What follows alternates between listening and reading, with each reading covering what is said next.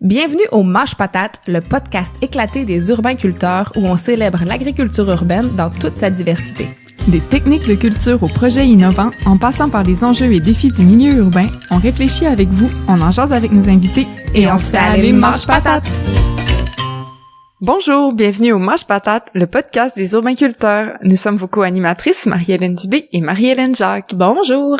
Alors, dans les derniers épisodes, on a eu la chance de s'entretenir avec des gens plus intéressants les uns que les autres. Et puis aujourd'hui, on va vous présenter une entreprise d'ici, de Québec, qui cultive et qui prend soin du territoire, d'un territoire qui était d'abord rural puis qui est devenu urbain au fil des années. Et ce, depuis 77 ans. Je parle de la ferme Bédard et Blouin, une ferme familiale installée à Beauport depuis 1941, sur le boulevard Louis XIV, feu boulevard Rochette, si vous êtes du coin, si vous avez grandi dans le coin, et qui est géré depuis 1990 par Denis Bédard, qui est le fils du premier propriétaire, et sa conjointe Raymonde Blouin, auxquels se sont joints plus tard leurs enfants, Sarah et Nicolas. Oui, dans le nord de Beauport, la ferme Bédard-Blouin, c'est une institution, c'est le centre jardin du coin, mais c'est aussi il y a un espace agricole qu'on traverse quand on va de Beauport à Charlesbourg ou de Charlesbourg à Beauport, puis c'est une importante partie là du côté nord du boulevard Louis XIV de cet espace agricole qui se trouve tranquillement enclavé dans l'urbanité. Aujourd'hui, on rencontre Sarah Bédard, qui est agricultrice de 3e génération, on peut dire. Oui. Oui, c'est ça, salut Sarah. Et je vais lire son titre, car il est long. Donc, oui, elle est responsable des communications, du service client, des achats et de la gestion des employés. Alors, bienvenue au Mâche Patate. Merci. Est-ce que tu peux nous en dire un peu plus sur l'histoire de votre ferme, quand même 77 ans? Oui, tout à fait. En fait, comme vous l'avez mentionné, ça a commencé avec mon grand-père qui faisait essentiellement du maraîchage. Donc, des légumes, il vendait au marché, tout ça. Donc, mon père a évidemment grandi sur la ferme avec ses frères et sœurs. Ils sont 5 dans la famille. Et puis, mon père a fait son cours en foresterie. Comme c'était dans le temps, c'était plus les aînés qui devaient reprendre les familles. Et puis, finalement, c'était le bébé qui a été intéressé par la ferme. Et ça a été un long processus. Mais finalement, mon grand-père a fini par accepter que c'était son bébé qui voulait la ferme et il lui a légué. Donc il résistait à c'était traditionnel dans ce temps-là, donc il a fallu qu'il fasse sa place. L'aîné c'était un curé ou bien l'héritier. C'est ça, exactement. Fait que donc mon père a repris l'entreprise, il a rencontré ma mère, ils ont fondé une famille et bien vite se sont rendu compte qu'il y aurait de la misère à faire vivre sa famille à vendre des fruits et légumes. Il y avait un petit kiosque sur le bord du boulevard et puis il a vu, mon père a toujours été visionnaire, il a vu que les maisons se construisaient de plus en plus dans les alentours et que les gens commençaient à mettre des fleurs. Alors il a dit à ma mère, on va commencer à vendre des fleurs. Je pense que c'est une bonne idée. Ma mère était fonctionnaire à cette période-là. Okay, elle venait pas d'une famille d'agriculteurs. Non, pas du tout. Une famille d'entrepreneurs, mais pas d'agriculteurs. Mais elle était fonctionnaire. Et puis, elle a dit, je connais absolument rien à ça, moi, les fleurs. Comment tu veux que je fasse ça? Elle dit, va t'acheter des livres. On va apprendre comment ça se fait. Donc, ils ont commencé par acheter et revendre. Ensuite, ils ont commencé à les produire tranquillement, pas vite, à apprendre comment on produit les fleurs. Et de fil en aiguille, ma mère, l'entreprise prenait de l'expansion. Elle a fini par laisser son entreprise, pas son entreprise, mais son emploi de fonctionnaire pour rejoindre mon père. Donc, on était du côté sud du boulevard et là, un jour, il a fallu agrandir, donc on est allé sur les terres agricoles qui étaient de l'autre côté. Il y a même été un bout de temps où je me rappelle, on transportait les fleurs en tracteur du sud vers le nord, parce qu'on les produisait au sud puis on les vendait en face. Fait qu'il fallait les transporter en tracteur. Puis ensuite, je me rappelle pas exactement à quelle année par exemple, là, mais probablement fin 90, là, les serres du côté nord se sont agrandies là, une à une. Là. À chaque année, on en a rajouté 1 et 2 et puis on est rendu à 12 là. Fait que toi, t'es née dans les serres de fleurs. Oui, exactement. Exactement. Pour faire une histoire courte. Oui, je suis née là-dedans. Ouais. Puis là, ton frère et toi, êtes-vous plus On est nombreux? 3 enfants, puis c'est mon plus jeune frère et moi qui est au milieu qui reprenons l'entreprise. Fait que vous, la tradition, c'est vraiment que c'est les plus jeunes de la famille qui reprennent les entreprises Exactement. agricoles. J'avais pas vu ça comme ça, mais oui, tout à fait. Je sais pas si t'as des enfants, si le plus jeune a l'air intéressé, parce que là, ça devient sérieux. Ils sont encore jeunes, 4 ans, 2 ans, 1 an. On va leur laisser une couple d'années, là. Ce serait celui d'1 an, là. Ouais, potentiellement. Sur lui. OK, c'est bon. Ouais. Mais on craint pas, en même temps, on les amène tellement à la ferme que c'est tellement un bel environnement je veux dire, on peut pas cracher en l'air, mais tu sais, ça favorise quand même la possibilité qu'un jour il veuille qu'il ait envie de transmettre le feu puis tout ça, ouais, clairement. Étant donné aussi l'endroit où vous vous trouvez dans la ville, bon, c'est ça, vous êtes de plus en plus entouré par la ville en tant que telle. Justement, c'était probablement beaucoup plus campagnard quand ton grand-père s'est installé là. Oui. On voit que dans votre énoncé de mission, vous avez entre autres de protéger le patrimoine agricole. Est-ce que tu peux nous parler un peu plus de qu'est-ce que vous faites, en plus de résister en cultivant là, carrément? Là? Oui. En fait, c'est sûr que le débat a un peu plus commencé avec la vente des terres à Monsieur Dallaire, mais bien avant ça, depuis que je suis toute jeune, mon père, qui encore une fois a toujours été très visionnaire, voyait bien les choses venir. Autant c'est agréable pour lui parce qu'il a profité des bonnes années où il y avait beaucoup de construction, beaucoup de développement, que les gens refaisaient leur terrassement et tout ça, mais autant il voyait qu'à un moment donné, ça allait potentiellement lui nuire parce que les maisons se construisaient tout autour. Puis il nous a toujours dit depuis que je suis jeune, un jour les enfants il va falloir résister à la pression démographique. Puis ça, quand t'es jeune, ça veut pas dire grand-chose. Clairement abstrait. C'est ça, mais ça a pas été trop long que ça a pris ça fait du sens dans notre tête, puis on a compris ce qu'il voulait dire quand il voulait acheter des terres à droite et à gauche, puis quand il voulait rester vivant dans son entreprise, être bien impliqué dans le milieu pour que veut pas attirer un certain capital de sympathie pour que les gens lèvent le flambeau si jamais il nous arrivait quelque chose, qu'on ait tellement été impliqué dans notre milieu que les gens laissent pas se passer si jamais on devait être je sais pas là, qu'est-ce qui pourrait arriver, exproprié, surtaxé ou je sais pas là, mais qui ferait quelque chose qui pourrait nuire finalement aux activités de l'entreprise. Donc mon père, c'est ça, il a toujours d'abord on a une très grande terre forestière qui est plus grande que la terre agricole. Ouais. Il a toujours aménagé, puis lui ça a toujours été pour les générations futures de garder une belle forêt saine. D'abord c'est la forêt qui l'animait beaucoup. Oui, c'est sa formation de base. Exactement. Ouais. Donc il a toujours entretenu sa forêt et puis les terres agricoles toujours les garder saines aussi, garder un beau paysage. Pour lui ça a une très grande valeur pour les gens, pour le bien-être des gens, que toutes les milliers de personnes qui passent par là tous les jours aient un bout de paysage agricole qui est bien entretenu avec des belles couleurs, puis ça a toujours fait du bien quand on passe par là. Moi j'ai grandi dans le nord de Beauport là, c'est vraiment, je passais couramment par là, puis tu sais c'est le fun de voir du paysage, on voit loin, c'est de la nature, ça fait vraiment du bien. Je comprends que la valeur du paysage là il l'avait compris visiblement là, donc ça a toujours été dans ses vraiment là dans ses valeurs puis dans ses priorités là de faire face à l'étalement urbain. Et puis les différentes manières d'y résister, je l'ai mentionné un peu, mais d'abord on a acheté toutes les terres autour de nous qu'on pouvait acquérir pour être de plus en plus gros, parce qu'il nous disait si on reste petit, à un moment donné on va juste être entouré puis ça va être on n'aura pas le choix de peut-être de vendre ou quoi que ce soit. Donc on a quand même agrandi la superficie là des terres agricoles passablement là depuis en fait ça l'a doublé en 2008. On a acheté quand même une partie des terres des sœurs SMA, et puis mon père est très impliqué aussi au niveau justement du débat de la terre des sœurs là. Oui, il avait écrit une lettre ouverte qui avait beaucoup roulé.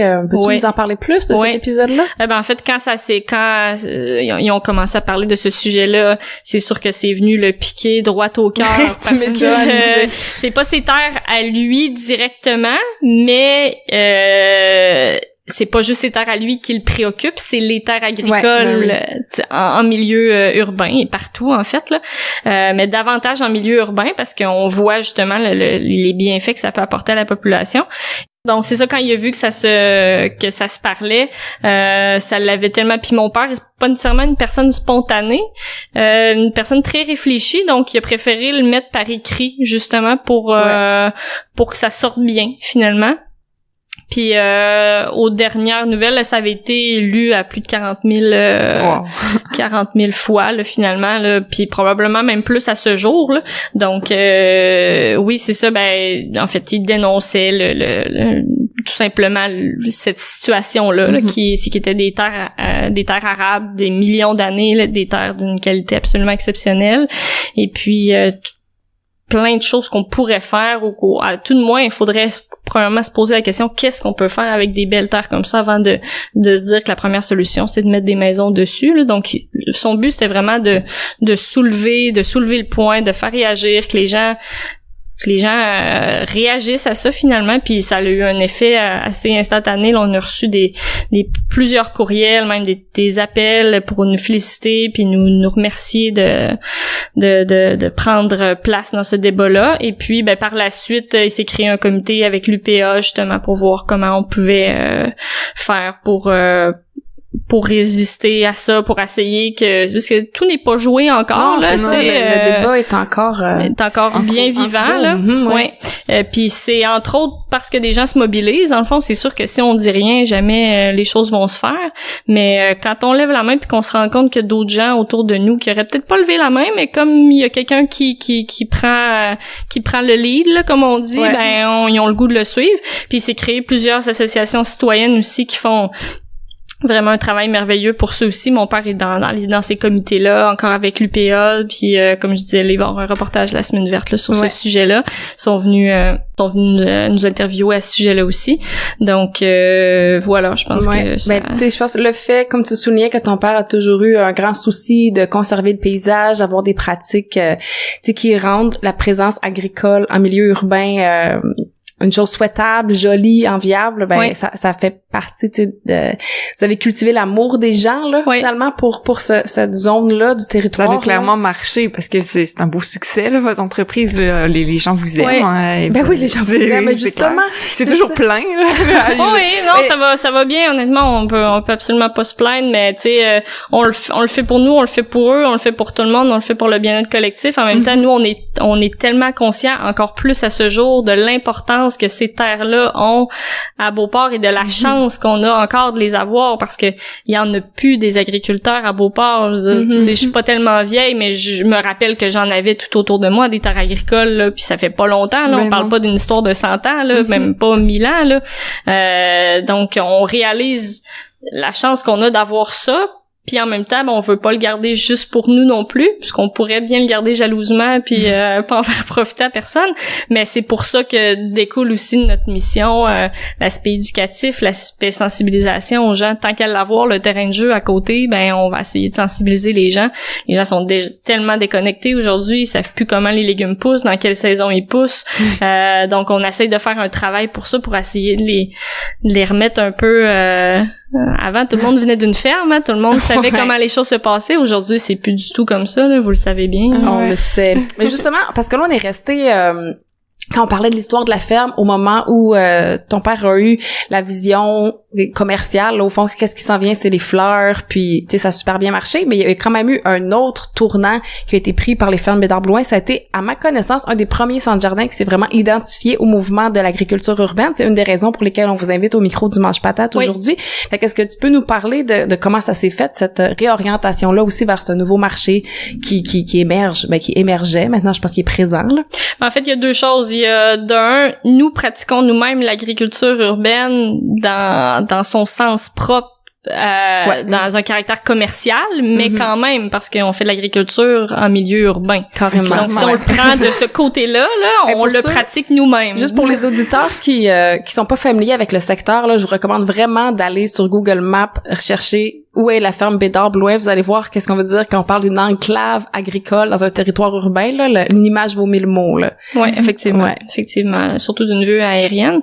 Et puis, donc, et dans un deuxième temps, comme l'aspect du centre jardin est quand même maintenant notre gagne-pain principal et qu'on veut rester à l'affût des tendances aussi, on voyait qu'il y avait une demande grandissante pour tout ce qui était plantes potagères et fines herbes. Comme on est producteur, c'était facile pour nous aussi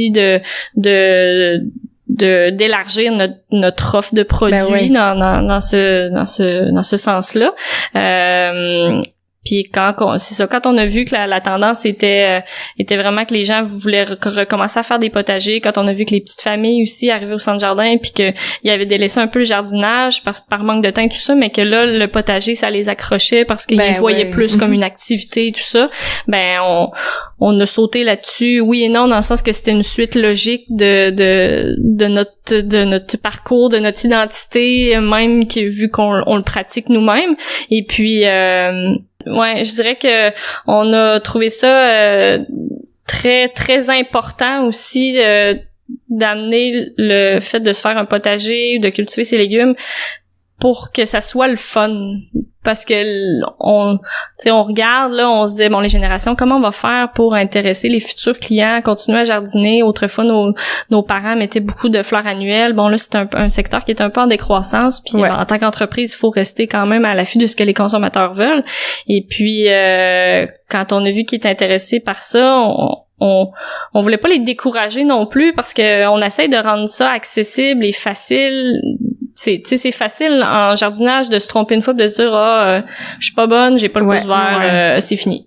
Bon, donc le mot a été passé vraiment au conseiller pour essayer de ramener ça vraiment à la base, que les gens s'amusent, qu'ils aient du plaisir à se mettre les mains dans la terre, à découvrir des nouvelles variétés qui sortent de la carotte, du brocoli puis des patates. Les patates, il y a des patates bleues, il y a des patates rates, il y a les tomates, on en fait 40 sortes, vraiment d'éclater l'offre pour que ça soit le fun, puis qu'il y ait des couleurs puis des saveurs différentes de ce qu'on trouve à l'épicerie, en fait. Attends, est-ce que tu viens de dire qu'il y a 40 cultivars de tomates différents disponibles au printemps en ferme? Oui, bon, ben ceux qui ont écouté le podcast sur la tomate avec Lily Michaud, qui disait que souvent dans les centres jardins, les choix étaient limités, vous savez où aller ce printemps. Clairement, non, on en a fait, c'est la reine un peu du potager, puis je me fais un malin plaisir, moi, l'hiver, à fouiller sur les forums, les gens, qu'est-ce qu'ils ont essayé, tu bonnes, des tomates à travers le monde, puis même si c'est des variétés qui sont soit ancestrales ou assez marginales à trouver, on n'en fait pas des tonnes de copies. On peut faire des fois 50, 75 si c'est artisanal en même temps. C'est pas nécessairement toujours ce qu'il y a de plus rentable si on parle au niveau commercial, mais c'est tellement important pour nous, puis c'est une passion en fait, fait que des choses qu'on fait comme ça, que on le fait par passion, puis pour le faire découvrir aux gens aussi.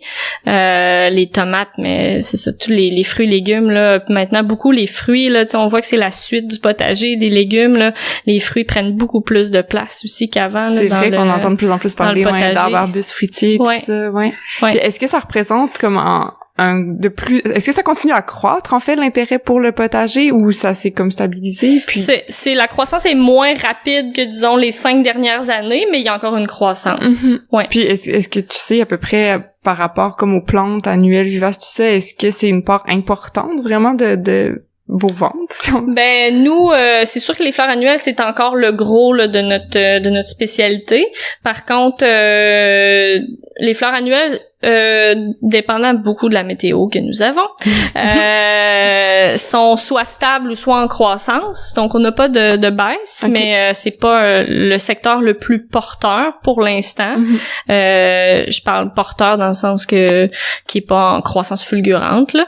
Mais en même temps, c'est bien de pas avoir tous ses œufs dans le même panier non plus, puis d'être bien équilibré dans l'offre de produits qu'on a. Mais c'est sûr que tout ce qui est potager, fines herbes a pris plus de place dans nos serres de production qu'il y a 5 ans, là, par exemple. Là. Ouais.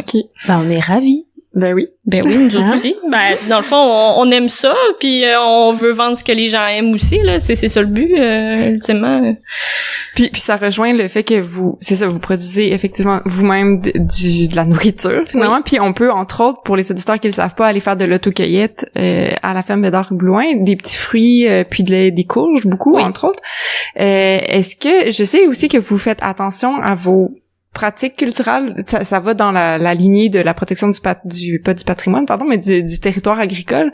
Est-ce que tu peux nous parler un petit peu plus des pratiques comme pour l'environnement là que vous avez mis de l'avant, que vous appliquez? Oui. Au niveau des serres, en fait, on fait la lutte intégrée là. Donc, pour expliquer un peu la lutte intégrée, c'est qu'on utilise des insectes prédateurs qui vont je vais essayer de trouver un terme autre que ils vont parasiter les insectes qui sont nuisibles. Donc disons-le comme ça. Donc ce qui fait que avant qu'on ait des plantes de l'extérieur, parce qu'on achète un peu de plantes de vivaces et tout ça, mais avant qu'on ait des plantes de l'extérieur dans notre milieu fermé de serre, on n'a pratiquement pas d'utilisation là, de pesticides, d'insecticides à faire là, parce qu'on contrôle bien notre milieu, on met beaucoup de sous sur le dépistage. On a des stagiaires de l'Université Laval qui viennent, donc on fait beaucoup là, de dépistage dans un premier temps, puis l'utilisation des prédateurs, ben ça c'est un autre moyen. Donc ça c'est pour les serres. Ensuite, on a changé notre système de chauffage là, il y a plusieurs années. Encore une fois, mon père qui a vu les choses venir et puis qui voyait bien que le mazout c'était très c'était porté à fluctuer énormément et que c'était pas nécessairement une énergie très propre. Donc il a fait ses recherches, voir, puis il y avait des subventions à ce moment-là pour un système de chauffage à la biomasse. Donc c'est des granules de bois. Okay. Donc on est encore avec ce type de... Ça, c'est les serres qui sont chauffées comme ça? Le cerf, oui, tout à fait, ouais.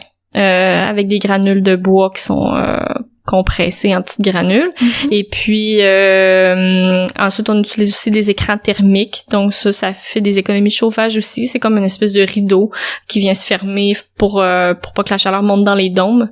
Donc le soir on peut fermer les rideaux pour éviter que la chaleur, parce qu'on sait que la chaleur monte, et dans une serre avec le dôme en haut, cette partie-là n'a pas besoin d'être chauffée. Donc il y a ça fait des bonnes économies de chauffage aussi.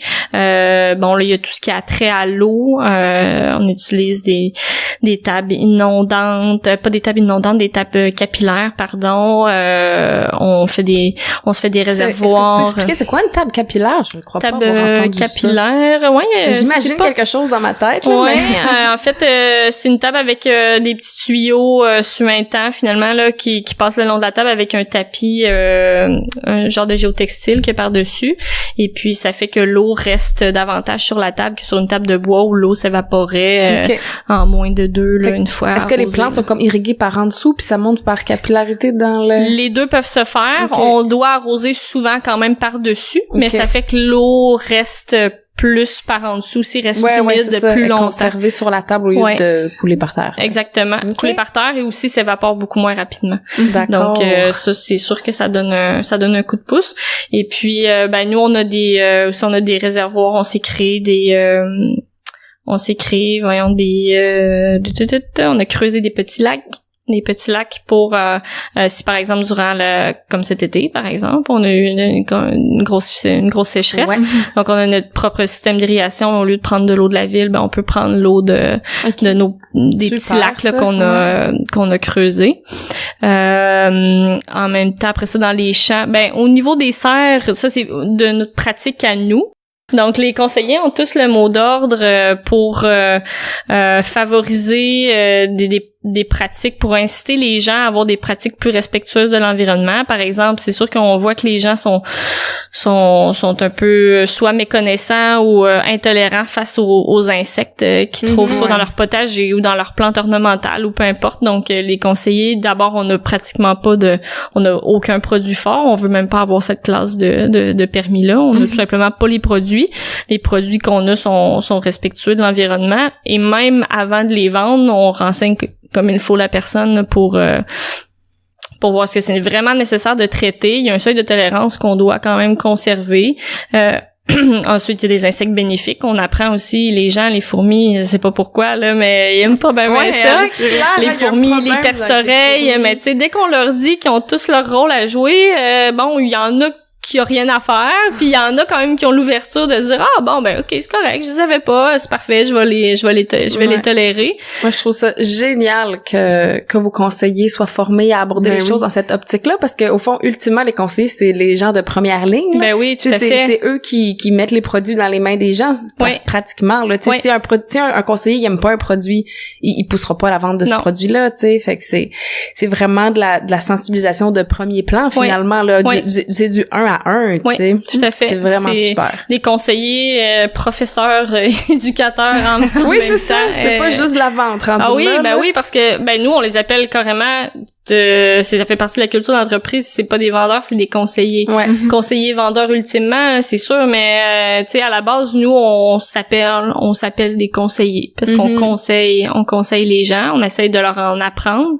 le plus possible, de partager notre passion, puis aussi justement de leur faire avoir une plus grande tolérance sur bien des choses de la nature qu'on est tellement déconnecté qu'on se rend plus compte tu sais, c'est pas tellement compliqué au fond. Quand on respecte le cycle de la nature, on est récompensé au bout du compte, on a beaucoup moins d'efforts à faire, mais c'est sûr que dès qu'on intervient, ben ça vient briser une chaîne qui fonctionnait déjà très bien, puis là ben on intervient là, mais après ça va créer une autre intervention potentielle sur d'autres choses. Bref, on n'a pas tout le temps non plus de passer 1 heure avec chaque client, bien entendu, mais ils sont quand même bien briefés là-dessus. Et puis même les enfants, là, l'année prochaine à la porte ouverte, on va avoir un atelier sur les insectes bénéfiques pour essayer de leur en montrer aussi, pour qu'ils les tolèrent simplement au jardin, puis qu'ils trouvent ça le fun de les avoir, puis au lieu de les écraser, ben c'est vrai, tu sais, les perce-oreilles, nous autres, quand on en trouve un dans la maison, on le prend puis on le sort. Tu sais, bon, ils sont pas toujours, des fois ils sont un peu tannants, mais ultimement ils ont leur bon côté quand même. Au niveau des pratiques en champ, qu'est-ce que vous faites? Les pratiques en champ, mon frère récemment a instauré des bandes florales, entre autres, donc pour favoriser, c'est sûr les insectes pollinisateurs, une autre chose qu'on a fait aussi, c'est qu'on a depuis quelques années, quand on a entendu parler de l'asclépiade, encore là c'est quelque chose qu'on n'était pas au courant, mais bon, par les David Suzuki de ce monde et autres, on en a fini par en entendre parler, puis c'est très bien comme ça. Donc nous avant on faisait comme tout le monde, on les arrachait, c'est une mauvaise herbe pour nous dans les champs quand on passe pour le désherbage, mais depuis quelques années là on les laisse puis on doit reconnaître qu'on en voit quand même passablement là des monarques là, tu sais on a la chance de les voir. Donc rappel pour les auditeurs, l'asclépiade c'est comme la plante, la fleur dont les monarques préfèrent se nourrir, et les chenilles je crois se nourrissent uniquement. Les monarques se nourrissent de différentes espèces, mais leurs chenilles doivent essentiellement là, se nourrir des feuilles d'asclépiade. Sans asclépiade, pas de chenilles. Pas de monarque. Pas de chenilles, pas de monarque. Exactement. Ainsi va la vie, c'est ça. Donc, l'asclépiade, les bandes florales, on a un apiculteur également qui vient porter des ruches à la ferme. C'est un peu donnant. Lui, c'était comme un projet qu'il voulait développer. Puis pour nous, c'était l'idéal, là, parce que lui, en même temps, aller porter des ruches, des terres agricoles en ville, il y en a pas des tonnes. Puis nous, c'est sûr que c'est un gros plus là pour la production des fruits, des légumes. Ensuite, on fait partie d'un groupement qui s'appelle Écolomax, qui ça fait depuis, je pense que depuis mon père a commencé à faire l'agriculture qui est avec ce groupement-là. En fait, c'est plusieurs agriculteurs qui ont un agronome à leur charge. Puis cet agronome-là, c'est sûr, vient faire les visites de champs pour voir que tout se passe bien. Et surtout, qui conseille des traitements potentiels, mais vraiment pas à la dernière seconde, mais avec un grand seuil de tolérance. Donc, c'est-à-dire que on va traiter si vraiment on n'a pas le choix de le faire là pour pas perdre les cultures, mais qui dans le fond, on a une utilisation vraiment minimale de tout ce qui est pesticide. Qui est le plus raisonné possible, finalement. Exactement. Là, qui est pas, dès qu'on voit un petit problème. La même chose que vous conseillez aux gens, finalement. Exactement. T'sais, vous dites qu'il faut être tolérant à une certaine quantité d'insectes. La règle du jardinier paresseux, là, Larry Hodgson, c'est comme de se reculer de 15 pas, me semble. Puis si tu le vois plus, c'est correct. Ouais, exactement. Ça fait quand même du sens. Bon, c'est sûr qu'à partir du moment quand c'est dans ton jardin, ton seuil de tolérance peut être encore un peu plus grand. Oui, c'est ton gagne-pain, c'est ça, là, c'est autre chose. Ça va dans le même sens, de pas dès qu'on voit un problème à sortir l'artillerie lourde en partant, mais si on voit que nos revenus sont en péril, on comprend que c'est un autre. Ouais, puis il faut faire confiance à la nature aussi, des fois. C'est un peu dur, des fois, hein, de dire que tu vois l'insecte ravageur arriver, peut-être là, allez, prédateur, vas-y. Oui, c'est ça, exactement, mais avec l'utilisation des bandes florales, c'est quand même ça, un des objectifs aussi, c'est de pouvoir créer un habitat, un petit écosystème où justement les bons insectes insectes puissent se reproduire, hiverner, puis rester là, puis qu'on puisse les attirer pour qu'ils jouent de notre bord finalement. Ouais, là. Je vais changer un peu de sujet, mais c'est pas un hasard. En fait, tu te trouves à être dans notre épisode de l'Halloween, du jour de l'Halloween, Sarah, puis on t'a fait venir pour cet épisode-là particulièrement parce que à la ferme Bédard et Blouin, entre autres, vous faites pousser beaucoup de courges et de citrouilles qu'on peut aller cueillir, je le rappelle. Et puis, est-ce que, dans le fond, quelle quantité de courges vous produisez par année? Est-ce que tu as un chiffre, sais-tu? C'est-tu important comme production? Ouais, c'est difficile à dire en quantité, même en nombre de livres. On en fait beaucoup. On en fait beaucoup, puis vraiment, la culture est très changeante d'une année à l'autre parce que, par exemple, comme l'année passée, on a eu de la grêle. Ça a été un vrai épisode, là. Ouais. On allait cueillir des pommes dans la région, puis elles étaient toutes marquées par la grêle, Oui. Mais tu sais, quand on parle de tolérance au niveau des insectes, j'aimerais apporter le point de la tolérance aussi aux légumes et aux fruits qui ne sont pas parfaits. Ah oui. On l'a vécu, nous, c'était... En fait, moi, je me rappelle pas d'avoir vécu un épisode de grêle comme celle de l'année passée. Puis c'est arrivé au moment où les plants de courge et de citrouille avaient peut-être 2 ou 3 feuilles. Il y en avait 2 qui étaient complètement déchiquetées et on a eu la chance qu'il y ait une petite feuille au cœur de la plante qui était encore là, que c'est elle qui a fait vivre le plant. Mais sinon, les plants étaient... Sinon, c'était foutu, là. On en aurait pas eu, là. Et puis, c'était aussi à la même période où les fraises commençaient, on ouvrait le toquillette, là. Donc, il y avait des fraises plein le champ. Ça les a poquées. Il y en a que ça les a fait pourrir, mais il y en a beaucoup qui ont seulement resté poqués, mais on voyait que c'était séché un peu, mais la fraise était absolument aussi délicieuse qu'avant. Mais on a vu la réaction des gens. Il y en a que ça leur dérangeait pas, mais la plupart, tu sais, on a eu des commentaires là, même sur les médias sociaux, puis je trouve ça un peu aberrant aujourd'hui, en 2018, qu'on soit pas capable de comprendre que ta fraise sera pas absolument parfaite comme celle de ton emballage qui vient de Californie, qui a été shooté aux pesticides et qui a été en tout cas puis que là t'as des agriculteurs locaux qui font leur possible, mais qu'il y a une grêle qui leur est tombée sur la tête, puis ce qu'on vous propose, c'est pas des fruits qui sont immangeables, mais qui sont seulement un peu endommagés. C'est ça. Quand on parle de tolérance là, face aux insectes et face aux aliments qui nous sont proposés même dans les épiceries, là, je pense que il y a une grande amélioration à faire de ce côté-là auprès des consommateurs pour éviter le gaspillage alimentaire, parce que on en a perdu énormément des fraises, là, c'est sûr et certain. C'est dommage. Mais je pense que par là, tu sais, votre travail de sensibilisation, c'est aussi beaucoup ça. Quand les gens se mettent à jardiner, ils comprennent beaucoup mieux la réalité de ce que c'est que de produire de la bouffe, puis ils sont beaucoup plus, j'allais dire compatissants, mais en tout cas, ils sont beaucoup plus compréhensifs, puis... Tout à fait. Quand tu les produis, tes tomates, tes carottes, t'as mis l'effort, tu les as semées, t'as désherbé ton potager, tu l'as arrosé tout l'été, tu les as surveillés s'il y avait des insectes, tu les as regardés pour les chouchouter, puis là, vient le temps de la récolte, de les manger, puis là, t'es oublié dans ton frigidaire, puis ils pourrissent. Tu sais, je veux dire, tu fais, ben, en tout cas, il y a moins de probabilité que tu fasses ça quand t'as tellement travaillé fort pour avoir tes fruits et tes légumes. Fait que j'imagine qu'à quelque part, effectivement, peut-être que ça l'élève la conscience au niveau des agriculteurs. J'imagine qu'aussi tu le vois, tu sais, quand tu cultives des carottes, mettons, puis tu les récoltes, là, tu vois qu'il y en a des croches, qui s'embrassent, des fourchus. Puis tu réalises que la carotte parfaite de l'épicerie est pas la norme nécessairement dans l'univers de la carotte. Puis c'est vrai pour beaucoup de fruits et légumes finalement, que tu sais, si vous avez déjà cueilli des pommes dans la vie, là, il y a comme la catégorie fantaisie qui est rouge à 75%, qui a tel format, puis il y a toutes les autres qui sont déclassées, mais la catégorie fantaisie, c'est pas la majorité des pommes. Là. Fait que c'est vrai que faut embrasser l'imperfection.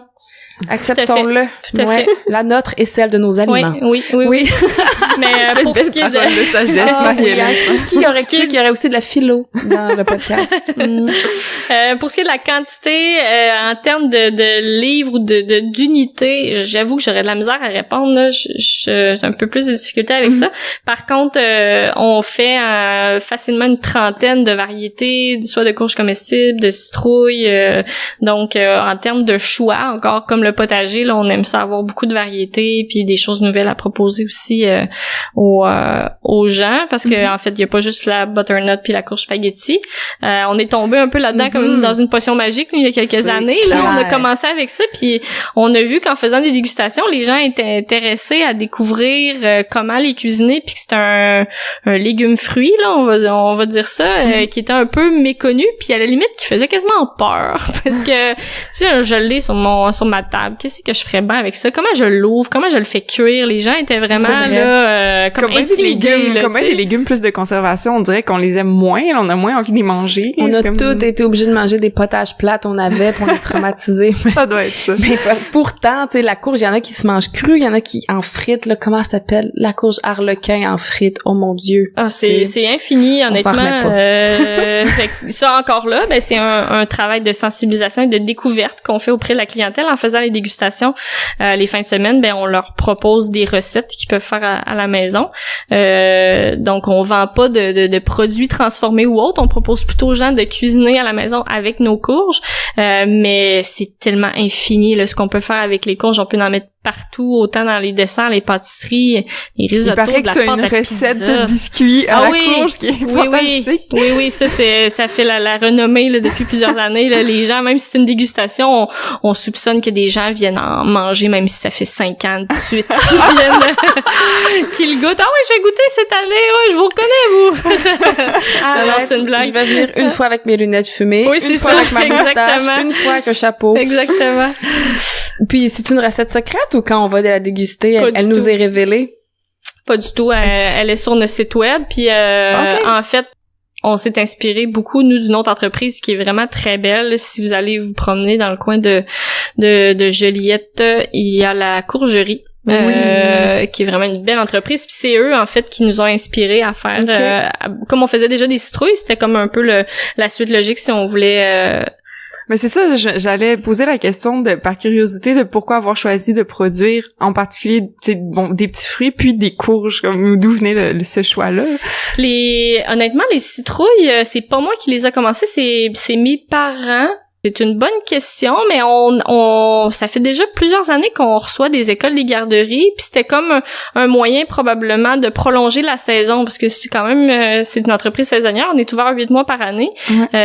Pour garder une bonne main d'œuvre aussi, on devait prolonger un peu notre saison d'activité.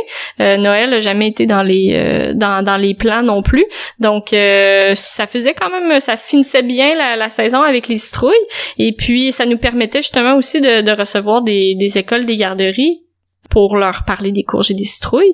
Et puis après ça, ben c'est ça, on est comme tombé en amour vraiment avec les courges et avec toutes les possibilités, et surtout toutes les variétés là qu'il y a dans cette catégorie de légumes là, c'est assez infini. Là. Puis là, aujourd'hui, l'épisode est diffusé, on est le 31 octobre, le jour de l'Halloween. Est-ce qu'il est trop tard parce que tout le monde a l'eau à la bouche en ce moment? Est-ce qu'on peut aller aux fermes Bédard Blouin aujourd'hui acheter des courges? On est encore ouvert, puis on en garde tant qu'il y en a. C'est une bonne nouvelle, chers auditeurs. Oui, c'est ça. Ça arrive qu'on reste ouvert quelques jours après, dépendant de quand tombe l'Halloween là dans la semaine. C'est sûr que l'idéal c'est de faire ses provisions avant, mais quand même le 31 est ouvert, il y a toujours des gens à la dernière minute, puis j'en fais partie, c'est bien correct. Donc on en garde tant qu'il y en a en fait là. Puis ce qui reste, on le donne à Moisson Québec en fait, parce que souvent les gens posent la question, qu'est-ce que vous faites avec tout ce qui reste? On voit plein de citrouilles dans le champ, puis on voit que ça préoccupe quand même beaucoup les gens parce qu'ils les voient. Tu sais, les fraises qui restent dans le champ, quand ils passent sur le boulevard, ils les voient pas, mais les citrouilles, ils les voient. Donc, on a beaucoup de questions à ce sujet-là. Et puis, les courges, ont pas mal toutes été cueillies à l'avance parce qu'ils sont un peu moins résistantes que la citrouille au gel. Donc, on les cueille dans des bennes, puis on les garde dans les serres, puis ce qui reste, on l'envoie à Moisson Québec. Et puis, qui s'occupe, en fait, c'est plus simple pour nous de l'envoyer à Moisson Québec, qui, eux, redistribue à des cuisines communautaires et organismes. Et puis les citrouilles, il en reste une partie, oui, c'est vrai.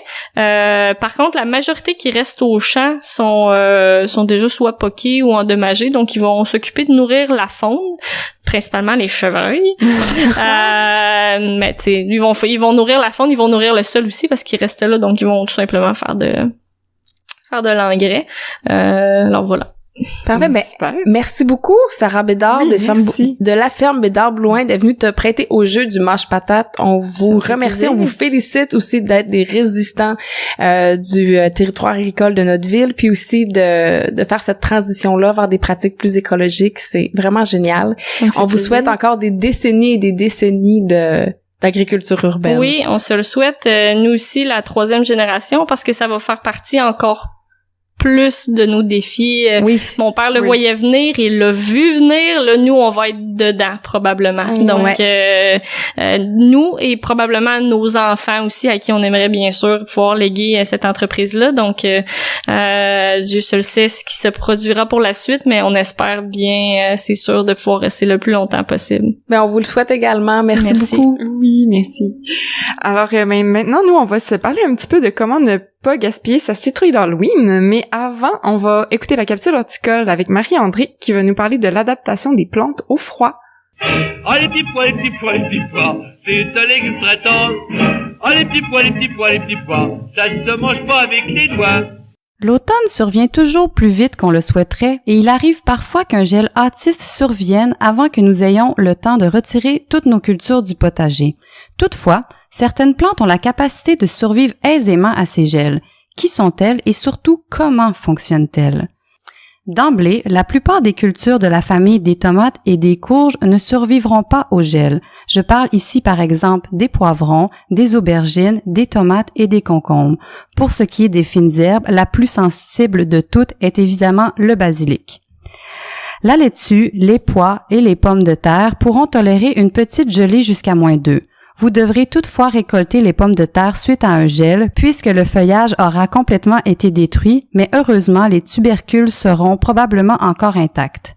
Un peu plus résistants, le brocoli, le chou de Bruxelles, le chou pommé, le chou-fleur, la bétacarde, la moutarde, les oignons, les radis et le rapini survivront jusqu'à -3 ou -4 degrés. Finalement, les super résistantes. Elles s'accommoderont de geler jusqu'à -7 et peut-être même plus. On retrouve les verdures asiatiques, les betteraves, les carottes, le chou-collard, l'ail, le kale, le chou-rave, le poireau, la mâche, le navet, le rutabaga, les épinards et le panais.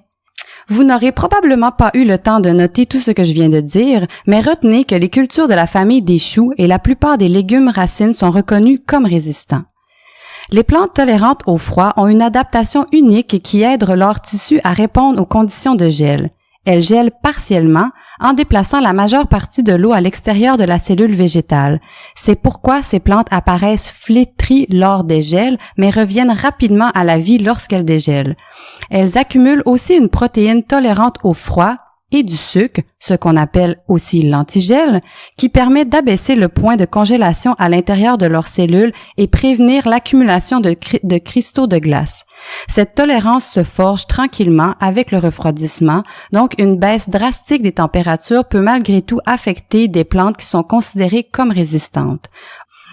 Aussi, cette résistance peut varier selon certaines conditions de culture comme l'exposition au vent et l'irrigation. À l'inverse, une culture comme la tomate, qui ne possède pas cette adaptation, verra la pulpe de ses fruits tourner en bouillie après un gel, résultat des cellules gorgées d'eau qui auront pris de l'expansion, puis éclaté en passant de l'eau à la glace. Préparez-vous pour l'hiver! Ah, moi, ça me fascine quand même, l'adaptabilité des plantes, comme toute la nature, l'ingéniosité. C'est fou comment ça me fascine sans cesse. Aujourd'hui, donc, on est le 31 octobre, n'est-ce pas? C'est l'Halloween. Et puis, vous avez peut-être décoré avec des citrouilles. Et puis demain, ben, c'est plus utile si c'est de la décoration. C'est plate comme ça. D'ailleurs, il paraît que la citrouille, ce serait le légume qui est le plus gaspillé. Déjà qu'on sait que le gaspillage alimentaire, c'est un fléau. La citrouille est utilisée souvent que comme décoration. Puis ce serait 69% des citrouilles qui ne servent que de décoration. Ou en tout cas, qui se ramassent directement à la poubelle sans être mangées. Donc, on voulait vous donner un petit peu des trucs, quoi faire avec. Si jamais vous l'avez creusez si vous avez fait des sculptures dedans, peu importe. Vous regarderez quand même là si ça fait longtemps, est-ce qu'elle est encore bonne. Si vous avez mis des chandelles dedans, peut-être enlever une petite couche aussi là où la fumée a pu s'accumuler, ou je sais pas, vous verrez comment vous vous sentez avec ça. Puis sinon, ben c'est sûr qu'il y a plein de manières de l'apprêter. Marie-Hélène, est-ce que tu as des recettes pour nous? Ouais, ben c'est sûr, là, le classique parmi les classiques, c'est de virer notre citrouille en potage, mais c'est peut-être aussi une des façons les plus plates. Ouais. T'sais. Moi, j'avoue que j'ai un fait pour le souffler à la courge que mon amie Capucine m'a montré à faire il y a quelques années. Ça a l'air bon, ça. Oui. Puis même s'il s'écrase, là, c'est bon pareil. Puis une autre façon d'utiliser sa citrouille que je trouve intéressante, c'est simplement en purée avec les patates, là. Tu sais, ça pimpe la purée de patates. Les patates comme des patates carottées, mais avec de la citrouille. J'avais pas pensé à ça. Puis toi, comment tu fais? Ben moi, souvent, je m'en fais de la purée avec des épices, là, les traditionnelles épices qu'on met toujours dans de la citrouille, là, cannelle, clou de girofle, etc. Puis je la congèle. Je l'utilise après ça comme j'en fais des tartes. Des fois, j'en mets dans des smoothies, des choses comme ça. Il y en a qui en mettent dans leur latte, là, mais ça fait un petit peu motonneux quand même, mais bon. faut passer outre la texture. Elle est honnête. Sinon, j'ai jamais essayé, je l'avoue, mais j'ai vu que c'était possible de faire des sorbets de citrouille, donc quand même, ça m'intéresse. Puis, il y a aussi des chutneys qui peuvent être faites, plein de sortes de sauces. Je veux dire, c'est versatile. Puis, j'ai une recette que je fais souvent, moi, avec la courge butternut, mais qui pourrait être très bonne avec la citrouille aussi, qui sont des cannelloni. C'est un peu long, j'avoue, là, à remplir les pâtes de cannelloni, faut de la patience. Je pense que j'ai pas fait de cannelloni depuis que j'ai un enfant. Ah, ça serait très bien. mais c'est super bon avec des courges butternut. Je vois pas pourquoi ça serait moins bon avec de la citrouille. Donc, voilà, une voie. Puis, si ça vous tente pas de la manger, ou pour une raison ou une autre, elle est plus propre à la consommation, j'ai trouvé une recette de savon faite à base de citrouille sur le blog Les Trappeuses. Et puis, c'est sûr qu'il faut savoir déjà, faut avoir fait un peu de savon, là. Faut pas faire ça n'importe comment à la maison. Mais si vous vous sentez prêt, il y a du savon à la citrouille qui peut être fait. Étrange. Je sais pas ce que j'en pense. Alors, ben merci beaucoup d'avoir écouté l'épisode 5 du Mange Patate. Sur la page de l'épisode sur notre site web, on va mettre le lien vers le reportage de la semaine verte qui était mentionné par Sarah au courant de l'entrevue. Également, le lien vers la page des recettes de la ferme Bédard-Blouin où on trouve la fameuse recette de biscuits à la courge qui a également été évoquée pendant l'entrevue.